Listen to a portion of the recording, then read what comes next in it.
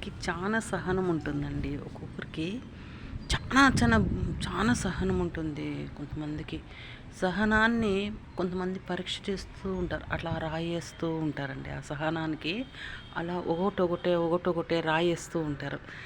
అంటే ఆ సహనాన్ని పరీక్ష చేస్తుంటారండి. చేస్తే దేవుడు చేయాలండి పరీక్ష. ఈ మనుషులు కూడా అలా అలా రాయేస్తూ ఉంటారు.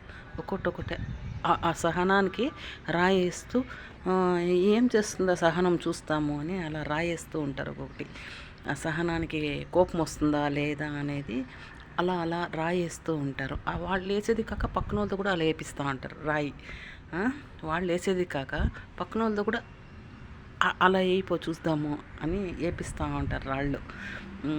సహనానికి ఆ సహనానికి సహనంగా ఉండేవాళ్ళకి నిజంగా చాలా మంచి మంచి మనసు ఉంటుందండి. సహనంగా ఉండేవాళ్ళకి వాళ్ళకి ఓర్పుగా ఉండాలా, వద్దు ఎవరితోనూ కొట్లాడకూడదు, ఓర్పుగా ఉండాలా అని చాలామంది ఆడవాళ్ళు ఉంటారండి. చాలామంది గొప్ప గొప్ప ఆడవాళ్ళు ఉంటారు.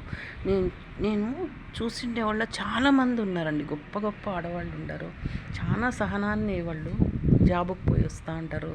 జాబుకు పోయి మళ్ళీ ఇంటికి వచ్చి అన్ని పనులు చేసుకుంటూ ఉంటారు. ఎంతో పిల్లోళ్ళకంతా పొద్దున్నే 3 గంటలకే లేచి అంతా చేసి చాలా అవంతా సహనమే కదండి, ఓర్పే కదండి. అవన్నీ ఓర్పే కదా. అలాంటి వాళ్ళు సహనం చాలా ఓర్పుగా ఉంటుంది. అలాంటి వాళ్ళకి మనము గౌరవం ఇవ్వాలండి. గౌరవం ఇవ్వాల, మర్యాద ఇవ్వాల, గౌరవం ఇవ్వాల.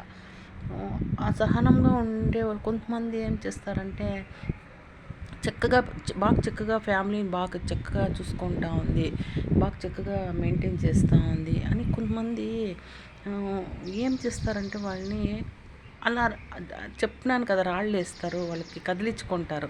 వాళ్ళని ఏమో ఒకటి అనల్లా, ఏమో ఒకటి చేయాలా అనేది వాళ్ళకి ఉంటుందండి కొంతమందికి. నిజంగా సహనంగా ఉండే వాళ్ళకి చాలా కోపం రాదండి. చాలా కోపం రాదు.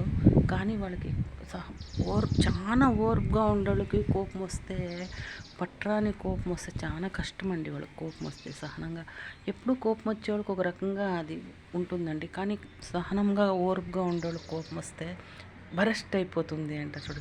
ఆ బస్ టైరు బరస్ట్ అవుతుంది అంటారు. అట్లా బరస్ట్ అయిపోతుందండి.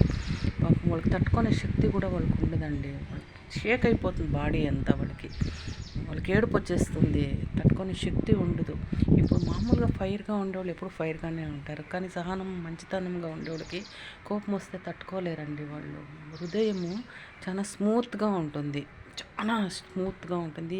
ఒక మాట అన్నా కూడా వాళ్ళు అరిగించుకోలేరండి వాళ్ళు.